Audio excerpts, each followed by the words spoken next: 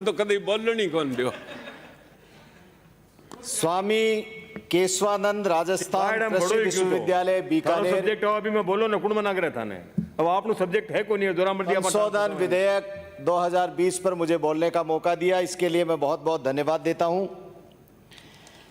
स्वामी केशवानंद जी ने शिक्षा के क्षेत्र में अलख जगाई, किसान के बेटे थे और उनके नाम पर विश्वविद्यालय है। राजस्थान के कृषि मंत्री बहुत काबिल किसान भी हैं, ये हम सब लोग जानते हैं।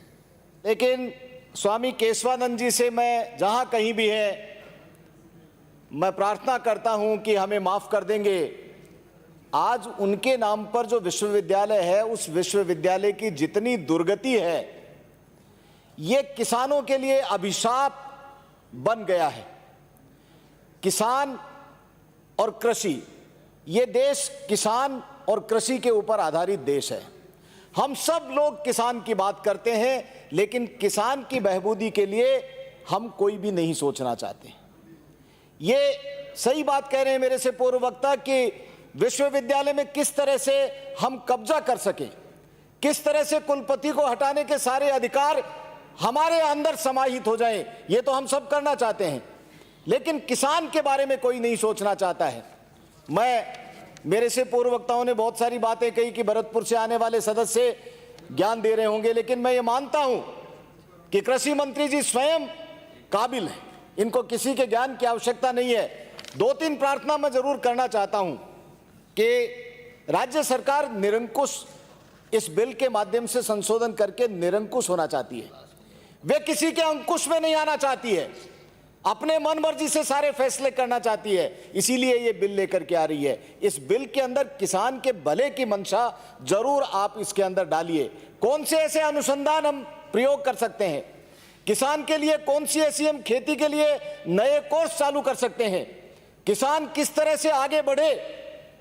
हमारा देश आत्मनिर्भर हो गया, लेकिन आज भी किसान बहुत बुरी स्थिति के अंदर है। इस बात के लिए विचार करके इस कानून बनाने वाली राजस्थान की सबसे बड़ी पंचायत के अंदर सबसे बड़ा जो हमारा वर्ग है, किसान वर्ग है। हम सब लोग किसान वर्ग से आते हैं, मैंने भी गांव में पैदा हुए। किसान कोई जाति से नहीं होता है, किसान खेती करने वाला आदमी, किसानी का काम करने वाला आदमी, जो खेत के अंदर हल चलाना जानता है, वो किसान का काम करने वाला व्यक्ति है। इसलिए किसान के दर्द को हम सब लोगों को समझना चाहिए। ऑटोनोमस, ये जो स्वायत्त शासी संस्थाएं हैं, ऑटोनोमस बॉडीज हैं, जब हम सारे के सारे अधिकार हमारी सरकार के अंदर निहित कर देंगे तो ये ऑटोनॉमी की बात है। ऑटोनोमस जो होना है, ये निश्चित रूप से इसका कोई अर्थ नहीं रह जाएगा। और कृषि मंत्री महोदय, मैं आपका ध्यान सबसे ज्यादा, यदि आप किसी बात पर ध्यान दें तो ये इतना बड़ा विश्वविद्यालय है, इसके अंदर पद तो बहुत है, लेकिन पदों की रिक्तता इतनी है कि आपकी भावना के अनुसार इसके अंदर जो काम करके राजस्थान के किसान की बहबूदी के लिए, उसके अनुसंधान के लिए, हमारे कृषि वैज्ञानिक तैयार करने की दिशा में जो हम काम करना चाहते हैं, उसके अंदर हमें सफलता नहीं मिलेगी। सारे काम छोड़ दीजिए, लेकिन इन पदों के लिए यदि आपको भर्ती करना पड़े तो आप सारे कानून बदल डालिए, लेकिन सबसे पहले कृषि विश्वविद्यालय के अंदर जितने पद रिक्त हैं, उन पदों को भर्ती करके किसान के भले की तरफ आपको सोचने की आवश्यकता है। मुझे पूरा विश्वास है कि माननीय कृषि मंत्री महोदय, आप अभी 6 महीने तक इसको जनमत जानने के लिए, और जनमत के लिए मैं ये और कहता हूं कि आप ऐसे किसानों को उसके अंदर शामिल करिए।